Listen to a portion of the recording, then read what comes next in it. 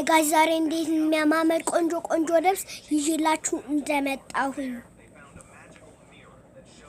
ያው ሱሪ ከፈለጋችሁ ቆሜ ላሳያችሁ ስለሌለ ያው የሚያማምር ሱሪ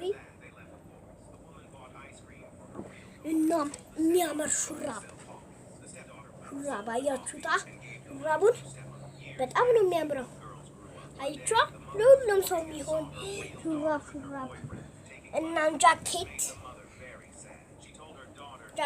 ያውና የሚያምር በዋጋ መታችሁ መግዛት ትችላላችሁ።